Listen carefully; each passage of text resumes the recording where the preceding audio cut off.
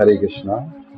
ओम अज्ञानतिमिरन्धस्य ज्ञानाञ्जनशलाकाय चक्षुर्मिलितं येन तस्मै श्रीगुरवे नमः। नमः ॐ विष्णुपादाय कृष्णपृष्ठाय भूतले श्रीमते भक्तिवेदान्त स्वामिनिति नामिने। नमस्ते सारस्वते देवे गौरवाणी प्रचारिणे निर्विशेष शून्यवादी पाश्चात्य देशतारिणे। जय श्री कृष्ण चैतन्य प्रभु नित्यानंद श्री अद्वैत गदाधर श्रीवासादि गौर भक्तवृंद। हरे कृष्णा कृष्णा कृष्णा हरे हरे, हरे राम राम राम हरे हरे। हरे कृष्णा। तो आज हम लोग उद्धव जी और भगवान कृष्ण के बीच में संवाद सुनेंगे। जब भगवान कृष्ण उद्धव जी को छोड़ करके, और उद्धव जी को ही नहीं पूरे संसार को छोड़ करके जब इस धराधाम से जाने वाले थे, उस समय भगवान कृष्ण के पास उद्धव जी आए, बोले कि आप मुझको भी अपने साथ लेके चलिए, मैं नहीं रह सकता आपके बिना। और आपसे अगर एक क्षण भी मेरा वियोग हो जाएगा तो बहुत ही कष्टकर होगा मेरे लिए। और ये सोच करके जो है भगवान उनको काफी समझाते हैं कि उद्धव जी, आपका अभी जो है कार्यक्रम बचा हुआ है, आप जाइए बद्रिकाश्रम और वहां जाकर के मेरे अनुपस्थिति की सूचना दीजिए, मेरे गोलोक धाम सुधारने की सूचना वहां दीजिए सारे ऋषियों को, और उनका दुख जो है आप दूर कीजिए कृष्ण कथा सुना करके। आप जो है भविष्य में गोपियों को जो मेरे विरह से दुखित है, मेरी पत्नियां जो दुखित रहेंगी, उनको कृष्ण कथा सुना करके, मेरी कथा सुना करके आनंदित करेंगे। तो आप जो है, आपको जो है जीवित रहना है, तो धराधाम पे रहना है। तो उद्धव जी बोलते ठीक है भगवान, लेकिन आप जो है मुझको जो है ज्ञान दे के जाइए। क्योंकि मैं तो इस लौकिक और परलौकिक सुखों को ही देख रहा हूँ, और सारा जो जीव है इसी सुख में भाग रहा है। कैसे ये असार हैं, ये बता के जाइए मुझको। और बद्ध मुक्त जो जीव हैं उनके क्या लक्षण है, भक्त जनों के क्या लक्षण है, इसको बता के जाइए। सत्संग की महिमा क्या है, उनके बारे में आप बताइए। और आपने जो कर्म त्याग विधि के बारे में बताया है उसके बारे में बताइए, और कैसे आपने इसका उपदेश जो है चतुर कुमारों को हंस अवतार में किया था, उसकी चर्चा भी कीजिएगा। फिर भगवान से भक्ति योग की महिमा के बारे में पूछते हैं, और ध्यान कैसे लगाए, ध्यान विधि उसका वर्णन जो है भगवान वो करते हैं। और फिर भगवान बताते हैं कि कैसे ध्यान करके इन सिद्धियों को प्राप्त किया जा सकता है। इसमें से 8 सिद्धियां प्रमुख और 10 सिद्धियां गौड़, टोटल 18 सिद्धियां हैं जिनका भगवान वर्णन करते हैं। भगवान की विभूतियां क्या है उसके बारे में भगवान वर्णन करते हैं। वर्णाश्रम धर्म का निरूपण करते हैं, क्योंकि भगवान स्वयं कहते हैं चतुर्वर्ण्य मया सिस्टम गुण कर्म विभाग सह सत्य कर्तारम अहम अपी।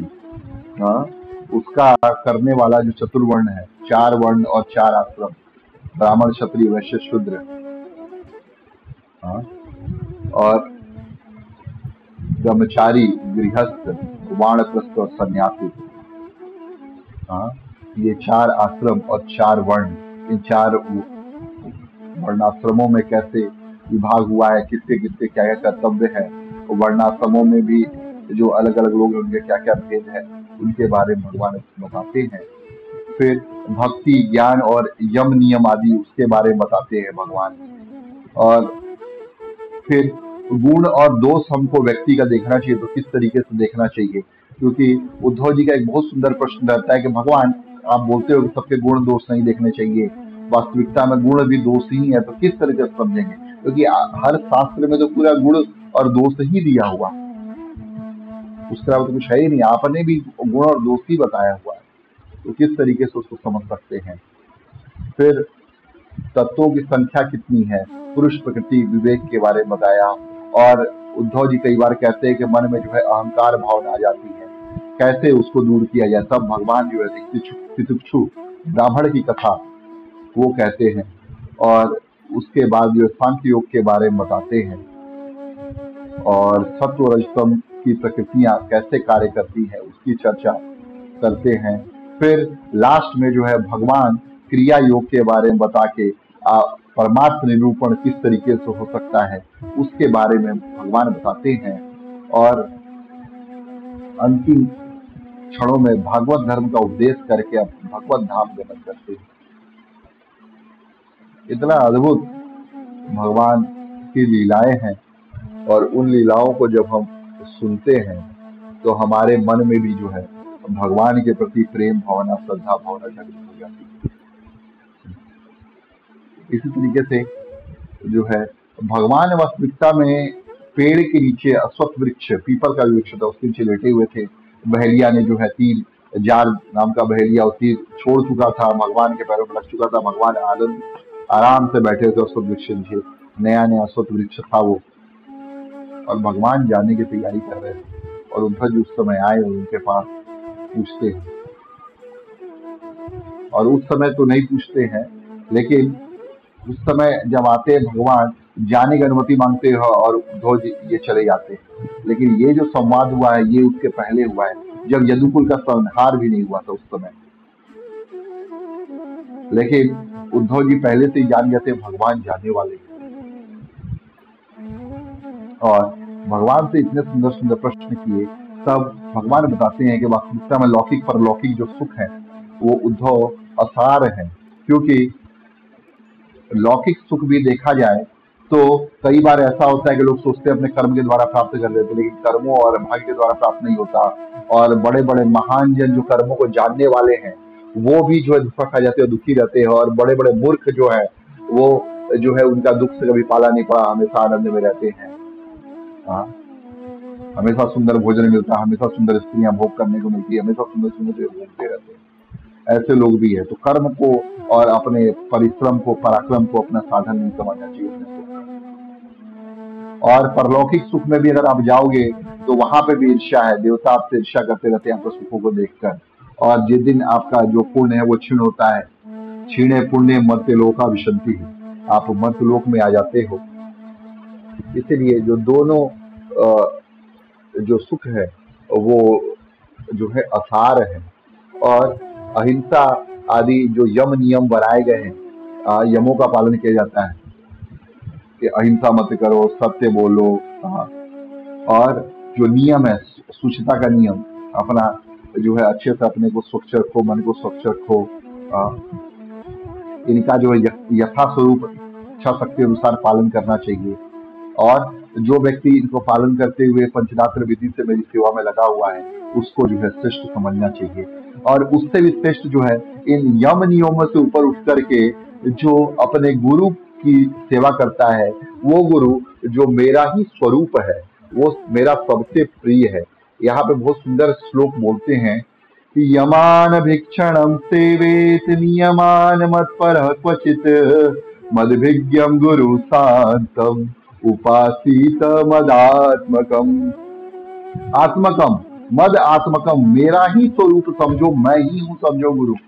और उन गुरु की सेवा करता है, यम नियम का ज्यादा विचार ना करते हुए जो गुरु बोलते हैं उनका आगे का पालन करता है, वो सर्वश्रेष्ठ है उद्धव। और इस जन्म मृत्यु के संसार में दुख कोई और कारण नहीं है, केवल इसका कारण है अज्ञान। भगवान बोलते हैं कि जीव जो है अज्ञान में फंसा हुआ है। अज्ञान क्या है? इस शरीर को अपना मानना, मैं मानना, और आत्मा को जो है कुछ परलौकिक वस्तु समझना, ऐसा ये समझना कि हम जो है आत्मा नहीं, हम शरीर है। यही सबसे बड़ा ज्ञान है। भगवान इस तरह से बताते हैं। और कई बार जो है सुख की चाह रखने वाले लोग भी दुखी होते हैं, उनको सब पता है, सब कर्म पता है, सारे वेद वेदांग आइडिया है, लेकिन फिर भी दुखी रहते हैं। हाँ, और हमेशा यही नहीं, देवताओं के योनि में भी जाने के बाद भी कष्ट बना रहता है। तो उद्धव इन सब चीजों को छोड़ करके यह देह जो शरीर मिला है, निर्देहम अद्यम सुलभम सुदुर्लभम लवम सुकल्पम गुरु कर्णधारम मयानुकूलेन नभस्व तेरितम पुमान विरजेत बिना पशुघ्ना। यह शरीर जो है भगवान बताते हैं कि एक नाव के समान है और गुरु महाराज जो है खेवैया हैं इसके, और ये इस शरीर जो है भगवत प्राप्ति के लिए, भगवत धर्म धाम जाने के लिए बना हुआ है। और इस अनुकूल हवाएं जो समुद्र में चलती हैं वो मेरी कृपा है।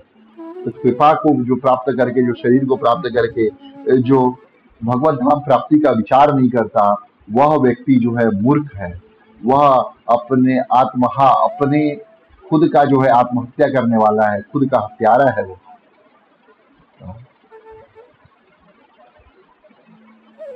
और यह शरीर जो है क्यों हमको दुख देता है? क्योंकि यह अन्य गुणों, 3 गुण सत्व रजस हम तीनों से बंधा हुआ है, और ये गुण जो है हमारे ऊपर जैसे जैसे हावी होते जाते हैं वैसे वैसे हमको कष्ट की प्राप्ति होती जाती है।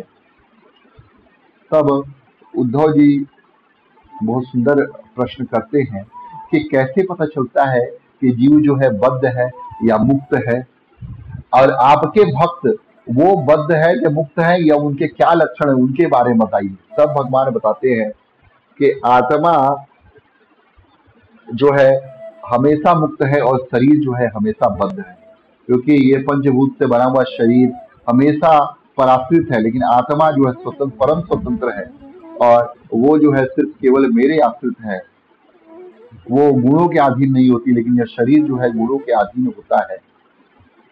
और इस शरीर का ना तो मोक्ष है, ना जो है इस शरीर तो हमेशा जो है बंधन में बंधा हुआ है, हमेशा मृत है, और आत्मा जो है हमेशा जो है अमर है। और ये मन जो है, मन आत्मा और शरीर के बीच में बंधन का कार्य करता है। यही आत्मा जो है हमारे मोक्ष और बंधन का कारण है। और एग्जाम्पल भगवान देते हैं, बहुत सुंदर उदाहरण प्रस्तुत करते हैं कि जैसे जो व्यक्ति अगर सोया हुआ है, वो निद्रा में जो है कुछ स्वप्न देख रहा है, और उस निद्रा में जो स्वप्न में देखी हुई चीजें उनको जो है सत्य मानता है, लेकिन जैसे ही शरीर जागृत होता है, वो खुलता है उसकी आंख, वो सब चीजें जो है वो सोच रहा होता है वो सब खत्म हो जाती हैं। उसी तरीके से यह जो शरीर मिला हुआ है आत्मा को, यह भी स्वप्न अवस्था में ही है। और हम जो है जैसे ही भगवान की भक्ति करते ज्ञान में आते हैं, तब जो है हमको वास्तविकता का परिचय प्राप्त होता है। और बद्ध और मुक्त जीव में जो भेद है वो 2 प्रकार के भेद हैं। एक तो है कि नित्य मुक्त ईश्वर से जीव का भेद है, दूसरा मुक्त बद्ध जीव का भेद है। जीव जो है नित्य मुक्त जो ईश्वर है, शुद्ध सत्व में है, भगवान जो है जीव नहीं बन सकता, ऐसा भगवान बताते हैं। और जो इस शरीर में रहते हुए भी भगवत प्राप्ति की ओर लगा हुआ है, वह जानता है कि यह शरीर जो है अनित्य है, और इस शरीर के बाद भी हमको दोबारा जन्म लेना पड़ेगा। अगर हमने वास्तविक जो है अपने धर्म को ना अपनाया, उसको ना करते हुए, जानते हुए वो व्यक्ति जो है अपने कार्यों में लगा रहेगा भगवत प्राप्ति के लिए, तो वो जीव जो है इस शरीर में रहते हुए भी मुक्त है। हाँ? और जो व्यक्ति अज्ञान में फंसा हुआ है और अज्ञान में फंस करके इस शरीर को ही मैं मान करके कार्य करता है, वो व्यक्ति जो है बद्ध है, ऐसा भगवान बताते हैं बहुत सुंदर तरीके से। और फिर भगवान बोलते हैं, जो पुरुष वेदों के तो परगामी विद्वान हैं, परंतु परब्रह्म के ज्ञान से के शून्य हैं, उनको परिश्रम का कोई फल नहीं मिलता है। अब परम ब्रह्म का भी जो है, उन्होंने वेदों के विद्वान हो गए यहाँ पे ज्ञान लेकर के, लेकिन परम ब्रह्म का ज्ञान नहीं है, तो उनको भी जो है कोई फल नहीं मिलता। जैसे भगवान बहुत सुंदर यहाँ पे उदाहरण देते हैं कि दूध न देने वाली गाय, व्यभिचारिणी स्त्री, पराधीन शरीर, दुष्ट पुत्र और सत्यपात्र से प्राप्त होने पर भी दान न किया हुआ धन, और मेरे गुणों से रहित वाणी व्यर्थ है। जो वाणी भगवान के गुणों को न बखान करती हो वो व्यर्थ है। इसीलिए जो वेदों के ज्ञान से भरे हुए हैं लोग, लेकिन परम ब्रह्म का ज्ञान नहीं है, उनको भगवान की भक्ति का ज्ञान नहीं है जिनको, वह व्यक्ति जो है इस संसार में व्यर्थ रहते हैं। और व्यक्ति को इसलिए चाहिए कि भगवान मेरे जो रामकृष्ण आदि अवतार हैं उनका यशोगान करे, उनका चिंतन करे, नहीं तो ऐसी वाणी जो है बंध्या हो जाती है। और ऐसी वाणी का ही हमको उच्चारण और श्रवण करना चाहिए। और मेरी कथा जो समस्त लोगों को पवित्र करने वाली है, कल्याण रूपिणी है, उनको श्रद्धा के साथ सुनना चाहिए। बार बार अवतारों लीलाओं का गान, स्मरण और अभिनय करना चाहिए। भगवान यहाँ अभिनय करने ही बोल रहे हैं। लीला मंचन होता था पहले गांव में, आजकल तो कम सुनने में आ रहा है, लेकिन आज भी आप वृंदावन में जाएंगे तो रासलीला उनका मंचन होता है, अन्य अन्य लीलाएं भगवान की है उनका मंचन होता है। इस तरीके से भगवान की भक्ति से प्राप्ति जो है सत्संग से जो है होती है वास्तविकता में। और जिसे भक्ति प्राप्त हो जाती है हे उद्धव, वो मेरी उपासना करता है, मेरी सानिध्य को प्राप्त करता है।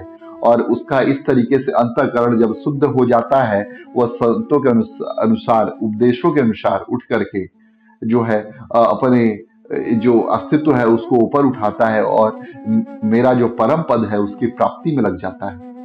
तब उद्धव जी यहाँ पे बहुत सुंदर प्रश्न करते हैं कि आप जो बताइए संत पुरुष का क्या लक्षण है, कैसी भक्ति करनी चाहिए जिससे संत लोग आदर करते, जिसका संत लोग आदर करते हो।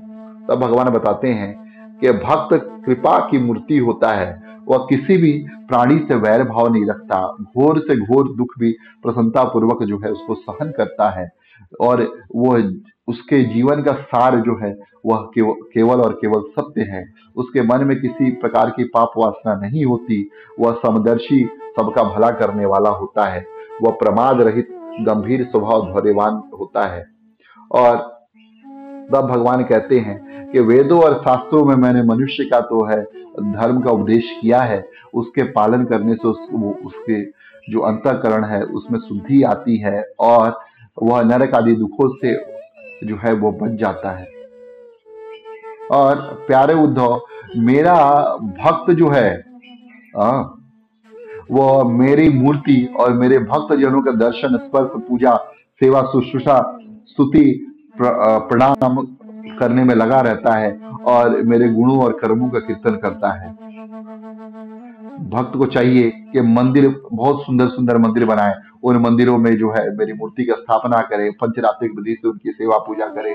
और हर साल में अनेक जो कार्यक्रम होते हैं, जो फेस्टिवल्स होते हैं, जो त्योहार, तीज त्योहार आते हैं, उनका पालन करे और साफ सुथरा करे, झाड़े बुहारे, आनंद से रहे।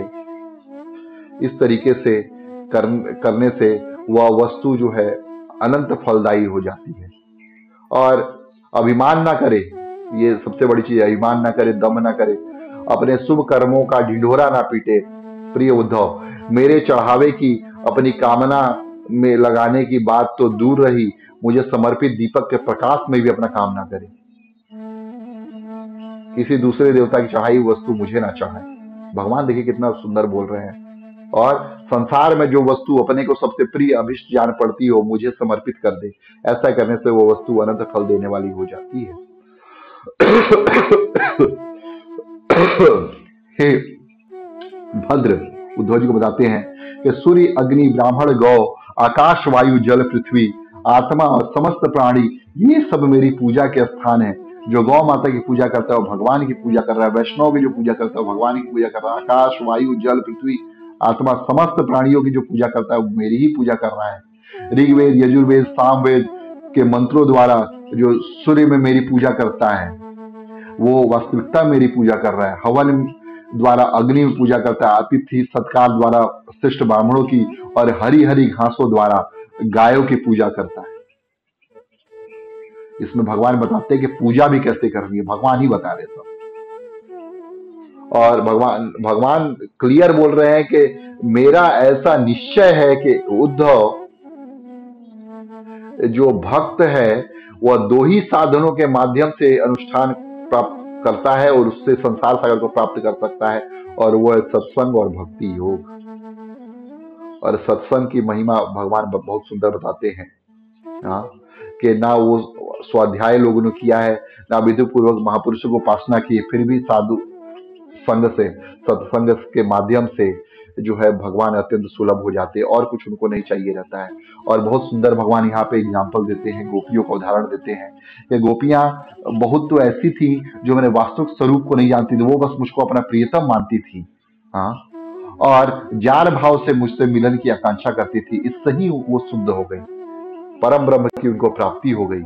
तो भगवान के बारे में क्या बोला गया है कि ये न केन प्रकारेण मनः कृष्ण निवेशी।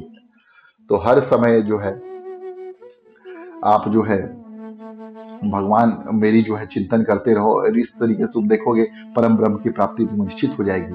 अब उद्धव जी यहाँ पे बहुत सुंदर प्रश्न करते हैं कि आपने जो है उपदेश दिया कि अपने कर्म का पालन करो और स्वधर्म का पालन करो, फिर आपने कहा कि सारे सबको कुछ छोड़ करके मेरी शरण ग्रहण करनी चाहिए। मेरा मन इस दुविधा में फंसा हुआ है कि आखिर करूं क्या, मैं कर्म करूं या सब कुछ छोड़ करके अपनी शरण ग्रहण करूं? आप मुझे कृपया भली भांति बताइए। तब भगवान इतना बहुत सुंदर बताते हैं कि जैसे तागों के ताने बाने में वस्त्र ओतप्रोत रहता है, वैसे ही सारा विश्व परमात्मा से ओतप्रोत है, और सूत के बिना कोई वस्त्र का अस्तित्व नहीं होता। उसी तरीके से इस जगत में रहने पर भी परमात्मा रहता है, किंतु यह जगत परमात्मा स्वरूप ही है, परमात्मा के बिना इसका कोई अस्तित्व नहीं है। यह संसार वृक्ष अनादि प्रवाह रूप से नित्य है। हाँ, और इसका स्वरूप ही है कर्म की परंपरा, वृक्ष के फल फूल जो है मोक्ष और भोग। ये संसार जो है मुझसे ओतप्रोत है, और इस संसार का स्वरूप है कर्म की परंपरा, कर्म करना पड़ेगा। भगवान बोलते हैं कि एक क्षण भी कोई व्यक्ति बिना कर्म किए नहीं रह सकता। मैं भी जो है मुझको कोई कर्म ना में कर्माणि लिप्यंती ना में कर्म फल स्पृहा, ना मुझको कर्म लिप्त करते हैं, ना मुझको किसी कर्म फल की आशा है, स्पृहा है, फिर भी मैं कर्म में लगा रहता हूं। तो कर्म तो उद्धव करना ही पड़ेगा, लेकिन मैं जो ओतप्रोत हूं तो हर समय मेरा चिंतन करते हुए कार्य करो। हाँ, और भगवान कहते हैं कि मेरा जो है ध्यान करते हुए कर्म करोगे तब ना जो है इस तरीके से, तो कर्म जो है तुमको भी जो है कर्म में तुम लिप्त नहीं होगे, संलग्न नहीं होगे, उनके शुभ अशुभ कर्मों का प्रभाव तुम्हारे ऊपर नहीं पड़ेगा। और भगवान कहते हैं कि जो भी अब जहां भी चीजें दिखाई दे रही वो सब मैं ही हूं। आप कर्म बोल लो, ज्ञान बोल लो, भक्ति बोल लो, सब कुछ मैं हूं। अतः उद्धव यह केवल मायामय है कि मुझको जो है यहाँ पे अनेक प्रकार की चीजें तुम देख रहे हो, और एक वास्तविक गुरु के संपर्क करके हमको जो है चरणों में उनके आश्रय ग्रहण करके इस बात को जान लेना चाहिए, और गुरुदेव की उपासना से भक्ति के द्वारा अपने अपने ज्ञान की कुल्हाड़ी से इस जो अज्ञान है उसके जो श्रृंखलाएं हैं, जो बेड़ियां हैं, उनको तोड़ डालो, और धैर्य और सावधानी से जीव भाव को भी काट डालो। वास्तविकता में तुम आत्मा हो, और फिर परमात्म स्वरूप होकर के अन्य वृत्ति वो को छोड़ करके अपने अखंड स्वरूप में स्थित हो जाओ। कितना सुंदर भगवान बताते हैं, और बोलते हैं कि यह जो है मैंने हंस स्वरूप में सनकादिक को भी उपदेश दिया था। और इस तरीके से जो है भगवान बताते हैं यहाँ पे बहुत सुंदर तरीके से। और हंसों को जब ज्ञान दिया तो भगवान वहां बताते हैं कि जैसे जैसे सत्व रजतम तीनों गुणों की वृद्धि होती है, वैसे वैसे इन तीनों गुणों में जो व्यक्ति हैं उनकी भी वृद्धि होती है, और उसी के अनुसार जो है वो भोग प्राप्त करते हैं। अनेक गुणों के अनुसार भी शास्त्र, देश, कर्म, ज्ञान, ध्यान, मंत्र, संस्कार भी जो है सात्विक अगर हो तो सात्विक होती है, राजसिक हो तो रजोगुण, और तामसिक हो तो तमोगुणी होती है, और तमोगुण का वृद्धि करती है। तो हमको जो है ऐसे जो है इन 10 चीज जो बताए यहाँ पे, शास्त्र, जल, प्रजाजन, देश, समय, कर्म, ज्ञान, ध्यान, मंत्र, संस्कार, ये 10 वस्तुएं जैसी जैसी रहेंगी, जिस गुणों में रहेगी वैसी हमको प्राप्त होगी। इसीलिए हमको सात्विक जो है उन गुणों को हमको बढ़ाना चाहिए। क्यों? क्योंकि जब सात्विकता बढ़ती है जीवन में तो व्यक्ति वो सुंदर तरीके से भक्ति कर पाता है, अन्यथा रजोगुण और तमोगुण प्रवृत्ति जब होती है तो उसमें भक्ति करना बहुत ही कठिन हो जाता है। और तब उद्धव जी बहुत सुंदर प्रश्न करते हैं कि भगवान, मनुष्य तो प्राय सब इस बात को जानते हैं कि विषय विपत्तियों का घर है। हाँ, फिर भी कुत्ते, गधे और बकरे का समान दुख सहन करते हुए उसमें क्यों भोग में लगे रहते हैं? भगवान बताते हैं यह कारण अज्ञान है। हाँ, और जो है अज्ञान जब खत्म हो जाएगा तब वे इस वास्तविकता समझ पाएंगे। और यह ज्ञान जो है मैंने अपने शिष्यों को अपने हंस अवतार में जो है चतुष्कुमार है उनको दिया था। और कैसे दिया था तब पूछने पर भगवान बताते हैं कि एक बार जो है चतुष्कुमार जो है अपने पिताजी ब्रह्मा जी के पास गए और इस प्रकार उन्होंने प्रश्न किया कि पिताजी, चित्त जो है अब हमारा गुणों और विषयों में घुसा रहता है और गुण भी चित्त की एक एक वृत्ति में प्रविष्ट होते रहते हैं। चित्त और गुण आपस में मिले जुले रहते हैं। ऐसी स्थिति में पुरुष इस संसार सागर से पार होकर मुक्ति पद प्राप्त करना चाहता है, वह इन दोनों को एक दूसरे से अलग कैसे कर सकता है? चित्त और गुणों को कैसे कोई व्यक्ति कर पाएगा? तब भगवान कृष्ण कहते हैं कि ब्रह्मा जी यह प्रश्न पूछने पर बहुत ही ध्यान लगाते हैं, लेकिन इसका मूल कारण नहीं समझ पाते हैं। फिर जो है हंस का अवतार लेकर के मैं वहां पे आता हूँ और उनको बताता हूँ कि हे ब्राह्मणों, परमार्थ स्वरूप नानत्व सर्वथा रहित है। तब आत्मा के संबंध में आप लोगों का ऐसा प्रश्न कैसे युक्ति संगत हो सकता है? जब आत्मा इस भौतिक शरीर से अलग है, गुणों से अलग है, तो आपने जो है चित्त का प्रश्न जो है गुणों में जो है मिला हुआ है और गुण जो चित्त में मिले वो कैसे हो सकता है? यह अज्ञान के कारण ही होता है। देवता, मनुष्य, पशु, पक्षी आदि जो भी पंचतत्व भूतात्मक शरीर में व्याप्त है, और पंचभूत सब में समान होने के कारण दोनों एक रस ही है और परमार्थ रूप से भी अभिन्न है। ऐसी स्थिति में आप कौन हैं? आप लोगों का यह प्रश्न कैसे वाणी का व्यवहार हो सकता है? पंचभूतात्मक रूप से भी यह शरीर जो है सेम है, आत्मा रूप से भी यह सेम है। तो विचार पूर्वक जो है आपने यह नई बात बोली है, निरर्थक है। मन से, वाणी से, दृष्टि से, इंद्रियों से जो कुछ ग्रहण किया जाता है वह सब तो परमात्मा स्वरूप मैं ही हूँ, मुझसे भिन्न तो कुछ है ही नहीं। यह सिद्धांत आप लोग तत्व विचार के द्वारा समझ लीजिए। जो भी तत्व आप लोग देख रहे हो सब मैं हूं। और विषयों का सेवन बार बार करने से चित्त जो है विषयों में आसक्त हो जाता है और विषय भी चित्त में प्रविष्ट कर जाते हैं। इन दोनों का वास्तविक से अभिन्न मुझ परमात्मा का साक्षात्कार करके त्याग देना चाहिए। कैसे त्यागना चाहिए? भगवान जो है उनका साक्षात्कार करके, उनकी भक्ति करके, उनकी प्रेरणा से इन विषयों में आसक्त ना होकर के जो व्यक्ति भगवान की भक्ति में लगा रहता है, तो चित्त जो विषयों में आसक्त नहीं होता, गुणों में आसक्त नहीं होता, और गुण और विषय जो है वो चित्त में आसक्त नहीं होते, दोनों अलग अलग बने रहते हैं। तब सुख हो चाहे दुख हो, और ये शीत आए उष्ण आए, समशीतोष्ण सुख दुखेशु यथा मानव मान हो अपमान हो, व्यक्ति जो है चिंता नहीं करता। और इस प्रकार भगवान जो है उनको जो है दे करके यह ज्ञान चले जाते हैं। और उसके बाद बहुत सुंदर एग्जाम्पल भगवान देते हैं, उदाहरण देते हैं कि जैसे मदिरा पीकर मत पुरुष यह नहीं देखता कि उसके ऊपर कपड़ा जो उसने शरीर पे पहन रखा है वह शरीर पर है या गिर गया है, वैसे ही सिद्ध पुरुष जो होते हैं अपने शरीर से कुछ मोह नहीं रखते और अपने आत्म स्वरूप का साक्षात्कार कर लेते हैं। प्रारब्ध वश जो शरीर है वो उनका वैसे ही खड़ा रहता है, या देववश कहीं गिर गया है वो उनको उसकी चिंता नहीं होती। शरीर जो है यह तो नश्वर है और वह इन बातों पर दृष्टि नहीं डालते।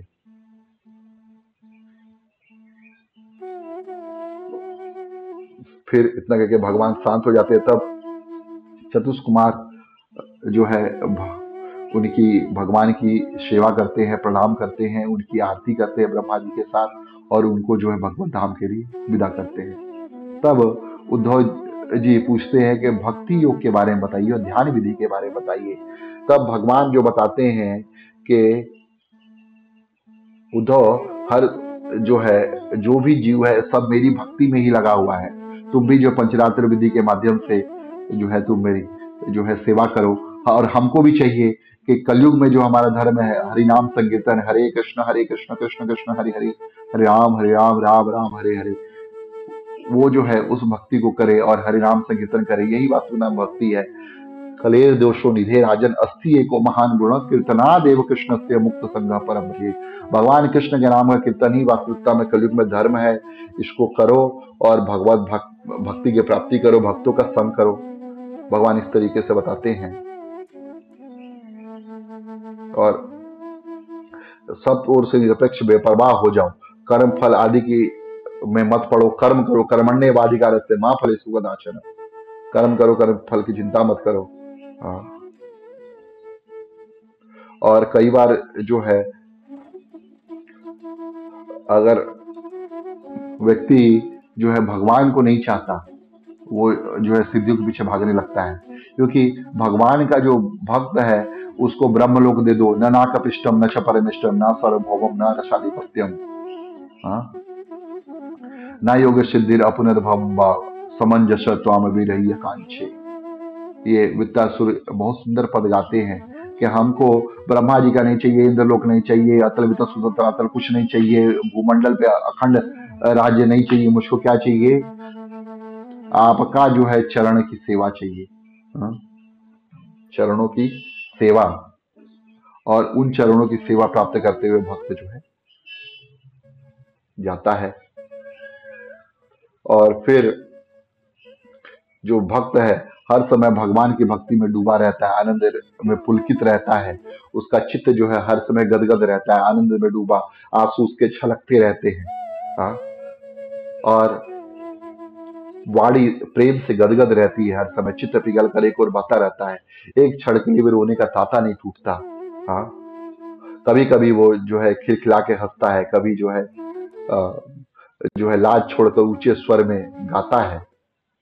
इस तरीके से जो भगवान उसको बताते हैं। और बहुत सुंदर यहाँ पे श्लोक करते हैं, वागद गदा द्रवते यस्य चित्तम रुदत भीक्षणम हस्ति क्वचिच्च विलज्य उद्गायति नेत्यते च मद्भक्ति युक्तो भुवनं पुनाति यथाग्निना हेममलं जहाति धमातं पुण्य स्वं भजते च रूपम आत्मा च कर्मानुशयं विधूय मद्भक्ति योगो न भजत्यतो माम। वाणी गदगद हो जाती है, आग में तप कर सोना जैसे मैल अपना छोड़ देता है, शुद्ध हो जाता है, उसी तरह मेरी भक्ति के अग्नि में जल करके मेरा भक्त जो है शुद्ध शुद्ध भाव में हो जाता है। हाँ, मेरी परम पावनी कथा लीला का स्मरण करता है, स्त्री प्रसंगों से दूर रहता है।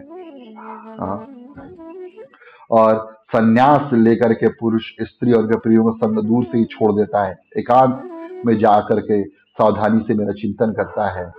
प्यारे उद्धव, यहाँ भगवान बहुत सुंदर बोलते हैं, स्त्रियों के संग और स्त्री संगियों के लंपटों के संग से पुरुष को जैसा क्लेश और बंधन में पड़ना पड़ता है, वैसा क्लेश और फसावट किसी संग में नहीं होती। हाँ, इस तरीके से यहाँ पे बहुत सुंदर भगवान ने बताया है। और योग भावना से, ध्यान से जो है चित्त जो है मेरे में संयमित करता है और भगवत धाम की प्राप्ति करता है।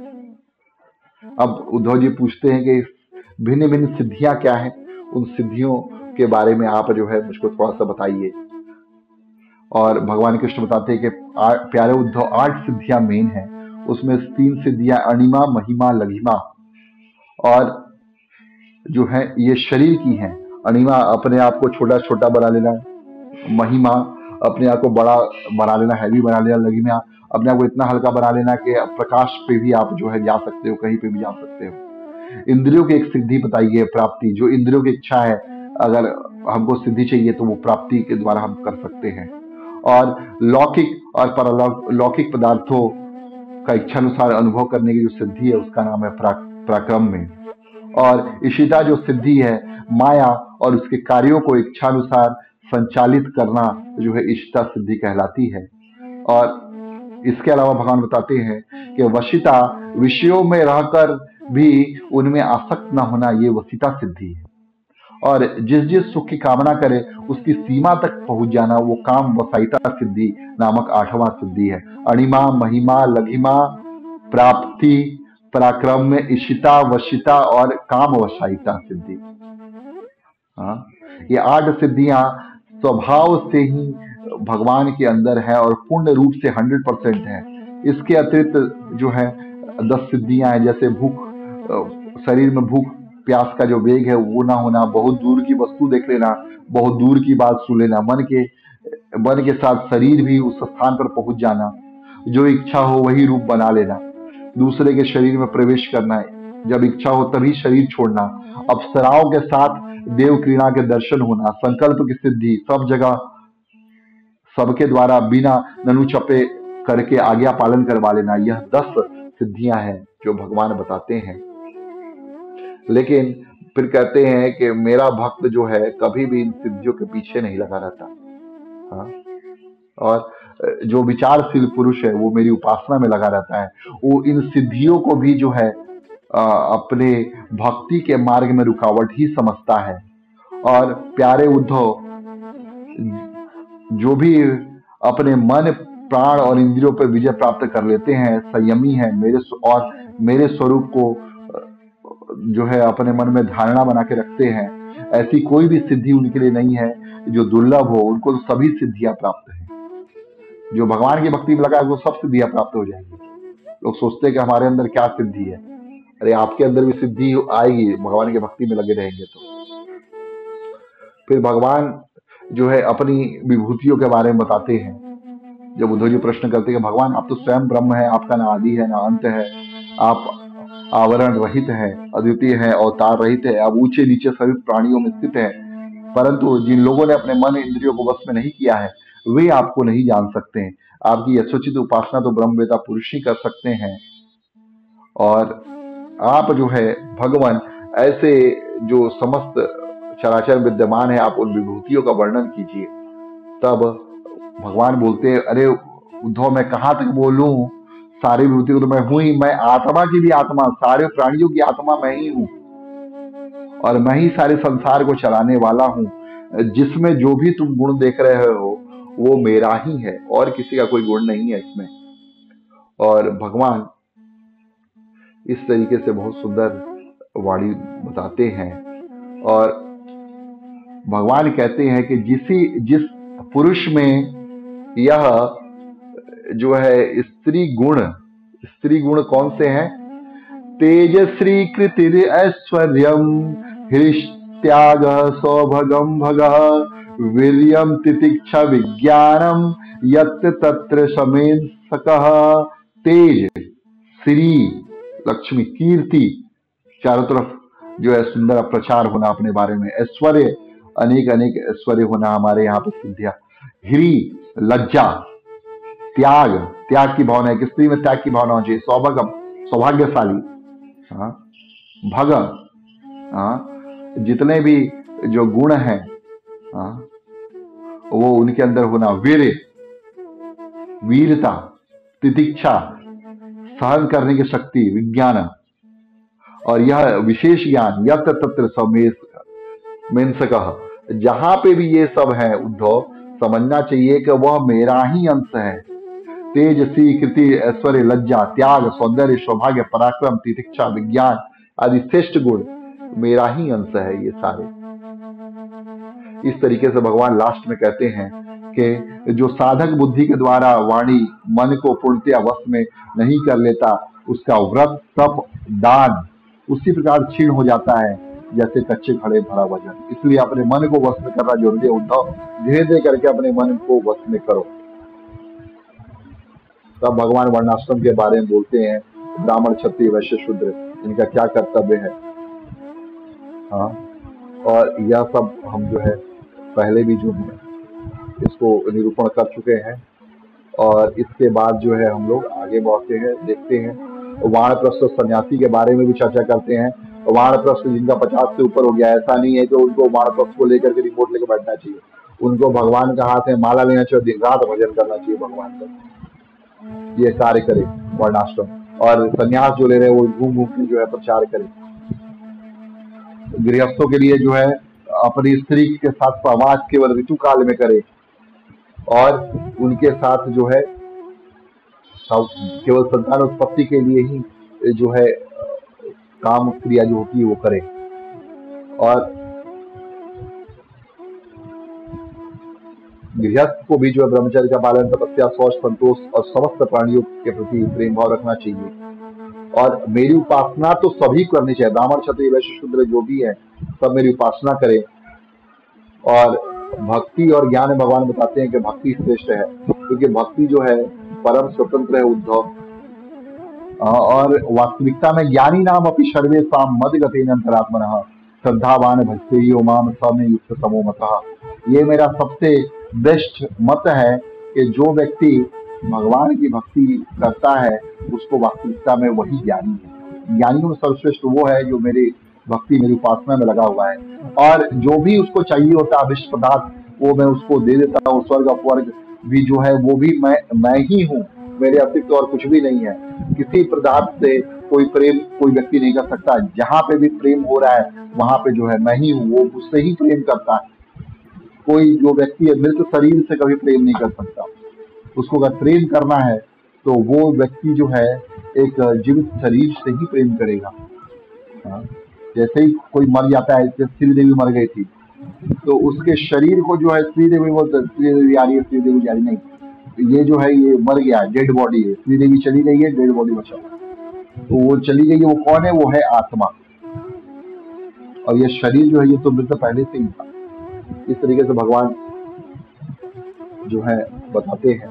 और भगवान बोलते हैं तत्व ज्ञान के लेस मात्र उदय होने पे भी सिद्धि प्राप्त होती है। जो सिद्धि मिलती है हम लोग को वो अनेक अनेक तपस्या, तीरथ, जप, दान, अंतःकरण शुद्धि के और किसी साधन से पूर्णता से प्राप्त नहीं होती। इसलिए उद्धव तुम ज्ञान के जो है अर्जन में लगे रहो और ज्ञान के द्वारा जो है भक्ति भाव से मेरा भजन करो। और ज्ञान क्या है कि हम यह शरीर नहीं आत्मा है। और आत्मा का स्वरूप क्या है? जीवेर स्वरूप हो कृष्णेर नित्यदास। भगवान कृष्ण की दासत्व, भगवान कृष्ण की सेवा और भगवान कृष्ण का भजन, लीला कथा का श्रवण। इस प्रकार उद्धव जी जो है बहुत प्रसन्न होते हैं। भक्ति योग का वर्णन करने के लिए जो है जिज्ञासा करते हैं।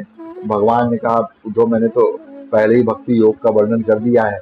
जो मेरी भक्ति करना चाहता है वो उसका भी बोलते हैं कि मेरी कथा सुने, कथा में श्रद्धा रखे, गुण लीला का कीर्तन करे, पूजा करे। स्तोत्र जो होते हैं वेदों में, पुराणों में, उनको पढ़ पढ़ के जो है मेरी स्तुति करे। अपने एक एक अंग की चेष्टा केवल मेरे लिए करे, वाणी से मेरे गुणों का गान करे और अपने मन को ही मुझे अर्पित कर दे और सारी कामनाओं को छोड़ दे। मेरे लिए धन भोग प्राप्त सुख का भी परित्याग कर दे और यज्ञ, दान, हवन, जप, व्रत सब किए जाए वह सब मेरे लिए करे। उद्धव जो मनुष्य धर्मों का पालन करते हैं और मेरे प्रति आत्मनिवेदन कर देते हैं उसके हृदय मेरी प्रेममयी भक्ति जागृत हो जाती है। कितना सुंदर बताते हैं। भगवान से पालन करते करते लास्ट में ज्ञान योग, कर्म योग और भक्ति योग के बारे में बोलते हैं। भगवान ऐसे बताते हैं कि ज्ञान योग के द्वारा जो है और भक्ति या कर्म के द्वारा मनुष्य के परम कल्याण के लिए जो है यही एक उपाय है कि सबके द्वारा जो है मेरा भजन करे, मेरी सेवा में लगा रहे। और जो पुरुष ना तो अत्यंत विरक्त है, ना अत्यंत आसक्त है, ना किसी प्रकार के पूर्व जन्म के शुभ कर्म से सौभाग्यवश मेरी लीला कथा आदि में उसकी श्रद्धा हो गई है, ना ज्यादा विरक्त होना चाहिए ना ज्यादा आसक्त होना चाहिए, लेकिन पूर्व के कुछ कर्म किए गए हैं जिसके अनुसार अगर भगवान की लीला कथा में अगर थोड़ी सी आसक्ति हो गई, वह भक्ति योग का अधिकारी है, उसे भक्ति योग के द्वारा ही सिद्धि मिल सकती है। तो भक्ति कर लेगा, ना ज्यादा आपको विरक्त होना है ना ज्यादा आसक्त होना है। जो आ रहा है आने दो, जो जा रहा है जाने दो। और संसार सागर को प्राप्त करने का एक ही उपाय मेरी भक्ति। जो मेरी भक्ति को नहीं करता वो आत्महा है, अपने आप को हनन करने वाला है, अपने आप का जो है वध करने वाला। इसलिए जब भी हम अपने आप को भक्ति में स्थिर करना चाहते हैं उस समय मन चंचल होकर के इधर उधर भटकने लगता है। तब झटपट बहुत सावधानी से अपने मन को फिर जो है समझा बुझा कर फुसला करके मन को फिर से वश में लाना चाहिए, और सत्व संपन्न बुद्धि के कारण धीरे धीरे मन को अपने वश में कर लेना चाहिए, और मन को मीठी मीठी बातें बोल करके बहला करके फुसला करके वश में करना चाहिए। इस तरीके से उद्धव जी जो है बताते हैं। और उद्धव जी एक बात बोलते हैं कि भगवान आपने तो बता दिया कि जो है गुण दोष के द्वारा जो है ये सृष्टि चल रही है, लेकिन गुण दोष का व्यवस्था के है क्यों? आप तो बोलते हैं गुण दोष नहीं देखना चाहिए, गुण दोष देखने से खुद अपने में दोष आ जाते हैं, तो फिर तो शास्त्रों में जो है क्यों इस टाइप का बनाया गया है? तो भगवान बहुत सुंदर बताते हैं कि मेरी प्राप्ति का जो 3 उपाय है, भक्ति, ज्ञान और कर्म, इसे छोड़कर जो है इन मन जो है चंचल हो जाते हैं और वह व्यक्ति को धर्म का कार्य करने नहीं देते। इसीलिए उनके लिए जो है कर्म अकर्म बनाए गए, कौन सा समय सही है और कौन सा कर्म गलत है। लेकिन जो साधु श्रेष्ठ होते हैं, देश काल फल निमित्त अधिकारी और धान्य आदि वस्तुओं गुण दोष का भी विधान जो है बनाते हैं, और मेरे द्वारा बनाए गए का पालन इसलिए करते हैं क्योंकि कर्मों में लोगों की उच्छृंखलता होती है, उनकी प्रवृत्ति उच्छृंखल हो जाती कर्म करने में, इसलिए कहीं मर्यादा ना भंग हो जाए, इसलिए जो है गुण दोष बनाए जाते हैं कि इतना करना है इतना नहीं करना। लेकिन उद्धव समय वही पवित्र है जिसमें कर्म करने योग्य सामग्री मिल सके, कर्म भी हो सके, कर्म करने की सामग्री ना मिलेगा आगंतुक दोषों से अथवा स्वाभाविक दोष के कारण इसमें कर्म ही ना हो सके, वो समय अशुद्ध है। इसीलिए अपने शक्ति बुद्धि वैभव के अनुसार भी पवित्रता और पवित्रता की व्यवस्था होती है, और अशुद्ध और शुद्ध वस्तुओं में दोषारोपण होता है। स्नान, दान, तपस्या और आदि जो कर्म होते हैं, मेरी स्मरण से चित्त की शुद्धि हो जाती है ये सारे। और ये स्नान से जो शरीर शुद्ध होता है, दान से हमारे धन शुद्ध होता है, तपस्या से हमारा जो जीवन है वो शुद्ध होता है, बूढ़े होने से जो है हमारी जो बुद्धि है वो शुद्ध होती है धीरे धीरे। सामर्थ्य जो है हमारे सामर्थ्य के अनुसार जो है हम जितना हमारा सामर्थ्य है उसके अनुसार हम शुद्धि कर सकते हैं। संस्कार के अनुसार जो मन में हमारे संस्कार है, कर्म है, उनके अनुसार भी हमारे चित्त की शुद्धि होती है। इस तरीके से भगवान बताते हैं शुद्ध कर्म कैसे होते हैं और कैसे हम शुद्ध हो सकते हैं। और जो व्यक्ति स्वर्ग आदि फलों का वर्णन करने वाले होते हैं, वहां पे जाने वाले होते हैं, उनकी जो होती है बुद्धि वो कर्म प्रधान होती है। कर्म जो है वो सोचते कर्म के द्वारा जो है ये स्वर्ग की प्राप्ति कर लेंगे। परंतु ये जो बहिर्मुख पुरुष होते हैं, जिनके अंदर अंतःकरण की शुद्धि के द्वारा परम कल्याण में मोक्ष जो होता है, वो जो है उस मोक्ष की ओर नहीं मुड़ते हैं, वो अधोगति की ओर आते हैं। और ऐसे लोगों को जो है प्रेम से जो है समझा बुझा करके जो है भक्ति के मार्ग पे मोड़ा जा सकता है। जैसे कोई व्यक्ति को कुछ रोग हुआ है तो उसे गाढ़ा गिलोई जो कड़वा होता है उसको पिला करके बोला जाता है, बेटा इसको पी लो, इससे तुम्हारी छोटी बढ़ जाएगी। तो बच्चा जो है वो बहला फुसला करके जो किस तरह से उसको पी जाता है। इससे तो ऐसे पुरुषों को भी बहला फुसला करके हमको जो है वश में करना चाहिए। और स्वर्ग का बेटा चिंतन छोड़ दो, क्योंकि स्वर्ग तो आकाश पुष्प के समान होते हैं। और वेदों में जो शब्द ब्रह्म है, परा पश्यंती, मध्यमा, भाखरी, इन सब वाणी के माध्यम से प्राण मन इंद्रियमय है। और वो जो परम ब्रह्म है समुद्र के समान सीमा रहित गहरा है, था लगाना अत्यंत कठिन है, उसी का चिंतन जो है वह करो। और वह परम ब्रह्म कौन है? परम ब्रह्म भगवान कृष्ण स्वयं। इसलिए अर्जुन बोलते हैं परम ब्रह्म परम धाम पवित्रम परमम भवाम पुरुषम शाश्वतम दिव्यम आदि देव भजाम भो। हे भगवान, आप ही परम ब्रह्म है, परम धाम है, पवित्रम परमम है। और मैं आपकी जो है चरण वंदना करता हूँ, को प्रणाम करता हूँ, दंडवत साष्टांग प्रणाम करता हूँ। इस तरीके से जो है भगवान बताते हैं। और जितनी भी स्तुतियां हैं, भगवान कहते हैं मैं स्पष्ट बतलाता हूँ, जितनी भी स्तुतियां हैं कर्मकांड की, उसमें मेरा ही विधान है। उपासना कांड में उपास्य देवताओं के रूप में जो वर्णन है वो भी मेरा ही वर्णन है, और ज्ञान कांड में आकाश आदि तत्व के रूप में मुझ में ही अन्य वस्तुओं का आरोप करके उनका निषेध हो जाता है। हाँ, संपूर्ण स्तुतियां मेरा आश्रय लेकर के भेद का आरोप करती हैं, लेकिन मैं जो है अभेद हूँ। वास्तविकता में यह इसलिए होता है, भेद इसलिए देखा जाता है क्योंकि यह जगत जो है माया मात्र है, और इस माया मात्र जगत का भी जो लोग हैं कई बार निषेध करते हैं, और निषेध करके वो स्वयं मुझ में ही शांत हो जाते हैं। इसलिए बोलते हैं ब्रह्म सत्यम जगत सत्यम। कई भगवान बताते हैं तत्वों की संख्या जो है कुल 28 है, और इस 28 तत्वों में पंच महाभूत हैं, पृथ्वी जल पावक गगन सबीरा, पंच महाभूत, पंच ज्ञानेन्द्रिया, पंच कर्मेंद्रिया, आंख कान नाक जीभ त्वचा, और अपने हाथ, अपना पैर, और अपनी आंखें, अपना मुंह जो है, और 2 हाथ 2 पाँव, और 5 ज्ञानेन्द्रिया, 5 कर्मेंद्रिय द्वारा हम कर्म करते हैं। हाथ पैर मुंह हमारा जो नुकसान है उनके द्वारा कार्य होता है। तो 5 ज्ञानेन्द्रिया, 5 कर्मेंद्रिया, पंच महाभूत 15 हो गए, और इसके जो अलावा होता है 5 तन मात्राएं, रूप रस स्पर्श गंध, और रूप रस स्पर्श गंध, और 5वीं जो तन मात्रा है, जैसे रूप रस स्पर्श गंध, रूप रस स्पर्श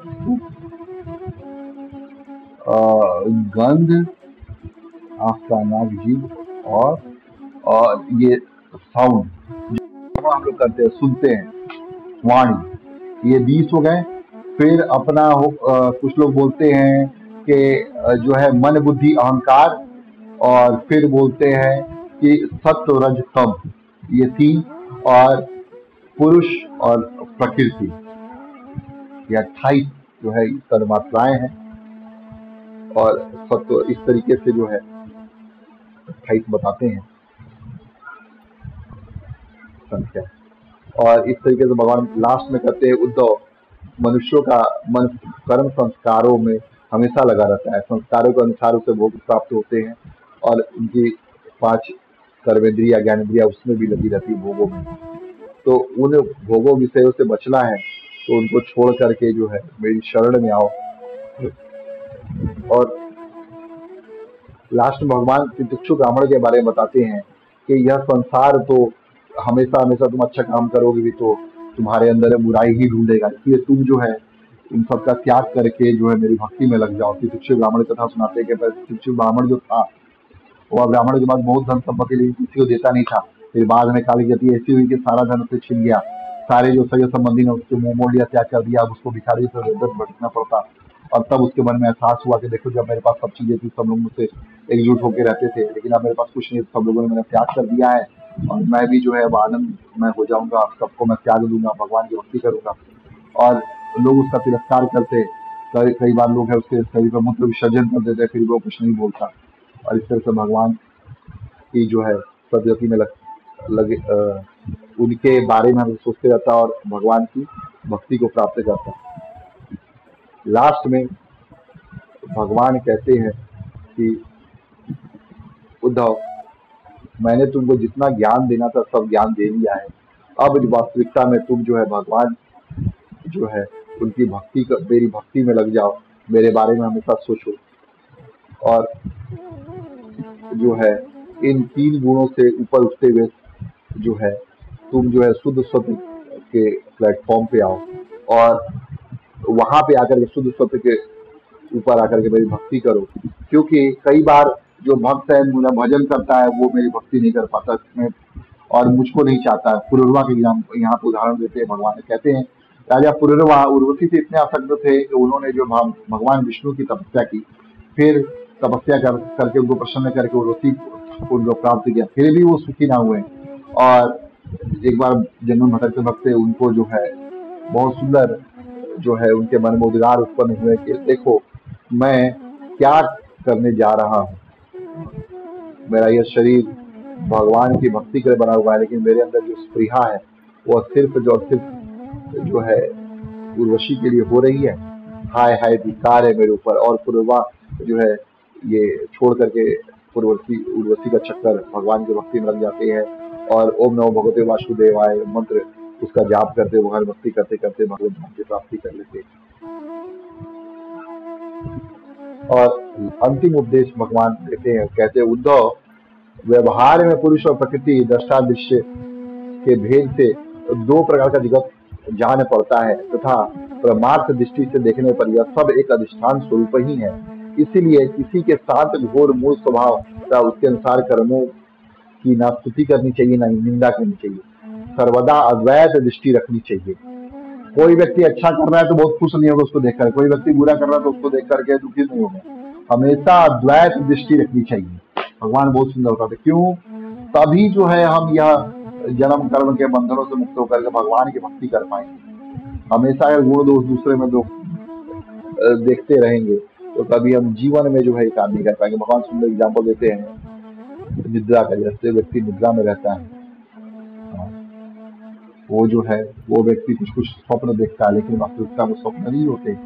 उसी प्रकार यह जो संसार है सब एक मैं है, मैं हूँ। जैसे भगवान एग्जाम्पल देते हैं सोने खजाने सोना निकाला जाता है, उसी सोने से अन्य अन्य भूषण बनाए जाते हैं, लेकिन वास्तविकता में वो जो सोना है वो तो वही है। और अंत में जब वो खत्म होता है फिर गला करके गहना फिर उसको सोना ही बना दिया जाता है। तो इस तरीके से जो है भगवान उद्धव जी को इतना सुंदर उपदेश करते हैं और उद्धव जी से कहते हैं कि उद्धव जी अब आप जो है बद्रिका आश्रम जाइए और वहां जाकर के मेरा संदेश दीजिए और मैंने जो जो आपको ब्रह्म ज्ञान दिया है आप उनको सुनाइए। और यहाँ पे सुखदेव गोस्वामी कहते हैं कि भगवान कृष्ण ब्रह्मादि ईश्वरों के भी ईश्वर है, वे तो सत्व रजतम आदि गुणों द्वारा ब्रह्मा विष्णु रुद्र का रूप धारण करके जगत की उत्पत्ति स्थिति आदि के खेल खेलते हैं। और जो है वो भगवान उद्धव जी जब प्रश्न करते हैं कि भगवत धाम के बारे में बताइए तो उद्धव जी को बोलते हैं कि मैं उद्धव अब तुम्हें मंगलमय भगवत धामों का उपदेश करता हूँ, धर्मों का उपदेश करता हूँ। श्रद्धापूर्वक आचरण करके मनुष्य संसार रूप दुर्जन मृत्यु को अनायास ही जो है उससे पार चला जाता है। तब यहाँ पे भगवान जो है फिर भगवत में अपनी भक्ति के बारे में भक्तों के बारे में बताते हैं उद्धव जी को। 2 बार 3 बार यहाँ पे भगवान ने अपने भक्ति के बारे में भक्तों के बारे में भक्त क्या करता है उसके बारे में बताया है। और उपदेश करने के बाद भगवान कहते हैं कि अब तुम्हारा जो है माया का जो मोह है सब खत्म हो गया है और मैं अब उद्धव में जाना चाहता हूँ धाम ये दो और मेरी आज्ञा है तुम बद्रिका वन जाओ और वह भी मेरा ही आश्रम है। वहाँ मेरे चरण कमलों की धुवन जो गंगा है वहाँ पे स्नान करके मेरे सेवा करो। रघुनंदा के दर्शन करने से तो तुम्हारे सारे पाप ताप है सब नष्ट हो जाएंगे। उद्धव वहाँ तुम जाके वृक्षों की छाल पहनना, कंदमूल फल खाना और किसी भोग के बच्चा ना रखकर निष्क्रिय होकर वृत्तियों से अपने आप को अलग करके मस्त रहे। सर्दी जो गर्मी है उसका जो है उसको प्रतीक्षा करना, उसको सहना। और उद्धव जी वहाँ पे प्रणाम करके भगवान को जो है चले जाते हैं, भगवान को प्रणाम करके चले जाते हैं। यहाँ पे इतनी सुंदर कथा है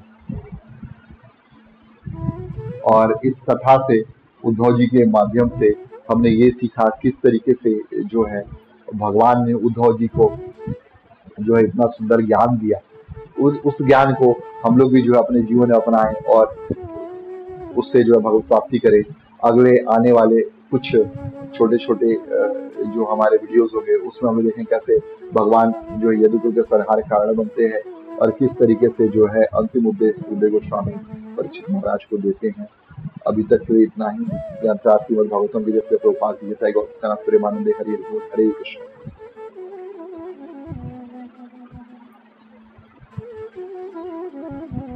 हरे कृष्ण।